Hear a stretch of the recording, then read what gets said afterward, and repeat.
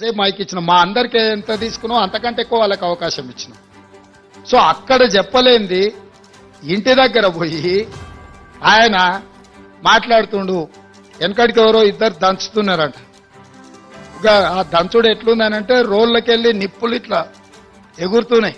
ఇక ఆ దంచడం చూసి అందరు అబ్బా ఏం దంచుతురు అని అందరు చప్పట్లు కొడుతూనే ఉన్నారు భజన పార్లు అందరు.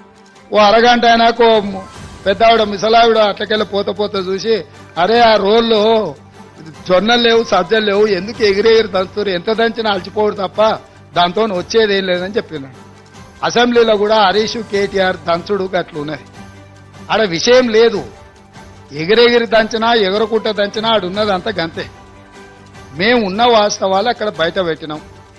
మా ఆర్థిక మంత్రి గారు మా ఉప ముఖ్యమంత్రి గారు వాస్తవాలను అక్కడ టేబుల్ చేసి మీరు ఏమేం చెప్తారో చెప్పండి అని చెప్పి రోజంతా సమయం ఇచ్చినాం.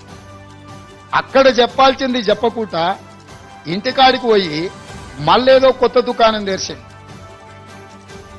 వాళ్ళ దగ్గర ఉన్న ఆస్తి ప్రజల యొక్క రక్త మాంసాలను పీల్చి పిప్పి చేసి సంపాదించుకున్న సంపద ఈరోజు వాళ్ళు తింటున్నారంటే అది రక్తపు కూడు, అది శ్వేతపత్రం కాదు. మా వాళ్ళు ఏం చెప్పిండ్రు, నిజంగా ఉపయోగపడే వాటి అన్నిటినీ కూలగొట్టి మళ్ళీ నిర్మించిందని అన్నారు. ఫర్ ఎగ్జాంపుల్ ఈ సచివాలయమే తీసుకో. గతంలో ఉమ్మడి రాష్ట్రానికి ఉపయోగపడ్డ సచివాలయం 2012లో ఎల్ఎన్టీ కంపెనీ కట్టిన భవనాలు అన్నీ ఉండే, 12 లక్షల స్క్వేర్ ఫీట్ ఉండే ఆ రోజు. ఆ రాష్ట్రం తరలిపోయినాక మొత్తం మనకు ఉపయోగంలో ఉండి ఇంకా అవసరమైతే ఇంకా కొన్ని హాస్పిటల్స్కో కొన్ని ప్రభుత్వ కార్యాలయాలు కూడా ఎక్కడెక్కడ కిరాయికునో వాటి అన్నిటిని ఇక్కడ తరలించి పెట్టుకోవడానికి అవకాశం ఉండే. ఒకవేళ ఇది మీకు అచ్చిరాలే, దీన్ని ఏ ప్రభుత్వ ఆసుపత్రిగానో మార్చి కొత్త ఖాళీ జగాలో ఈ సచివాలయాన్ని కట్టినుంటే ఇది ఉపయోగపడుతుండే, అది ఉపయోగపడుతుండే. ఇక్కడ అన్ని రకాల వసతులతో ఉన్న భవనాలను కూలగొట్టి కొత్తటి కట్టి ఆస్తి సృష్టించినమంటారు. అక్కడ కూడా ఉన్న భవనాలన్నీ కూలగొట్టి కట్టింది. ఎక్కడైనా ఉన్నదాన్ని కూలగొట్టి కొత్తది కడుతుందంటే ఉద్దేశం ఏందో మనం అర్థం చేసుకోవాలి. అంతెందుకు నేను కొత్త బండ్లు కొనను ఖర్చు పెట్టానని చెప్పిన. మీకు తెలవాల్సింది ఏంటంటే 22 ల్యాండ్ క్రూజర్లు కొని కొత్తవి దాచిపెట్టారు.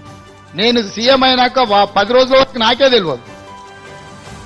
నేను పాత బండ్లు ఏదో అడ్జస్ట్ చేసి అన్ని రిపేర్లు చేయండి చూసి ఇచ్చేయండి అని నేను చెప్తుంటే చిన్న ఒక అధికారి వచ్చి షోలో చెప్తున్నాడు, సార్ పోయినసారి 22 ల్యాండ్ క్రూజర్లు కొన్నాడు, అన్ని విజయవాడలో దాచిపెట్టాను సార్, కొత్త ప్రభుత్వం ప్రమాణ స్వీకారం చేయగానే అన్ని తెద్దాం అనుకున్నాం. ఆయన నెత్తి మీద దరిద్రం ఉండి ఆయన ఇంటికి పోయింది సార్ 22 కొత్త ల్యాండ్ క్రూజర్లునే. అసలు ఇన్ని వందల వేల వాహనాలు ఉన్నప్పుడు ఒక్కొక్క బండికి దాదాపుగా 3 కోట్ల రూపాయలు అవుతుంది. మరి బుల్లెట్ ప్రూఫ్ చేసిన తర్వాత ఇంకా కొంచెం ఎక్స్ట్రా అవుతుంది. 22 కొత్త ల్యాండ్ క్రూజర్లు చెప్పా పెట్టకుండా కొని దాచిపెట్టిన కేసీఆర్ మూడోసారి కూడా వస్తాడు. అన్ని అందరూ 22 అంటే ఆయనకు ఆయన వంది మాగతులకు అందరికీ ఉండడానికి. ఇట్లాంటివి ఆయన సృష్టించిన సంపద.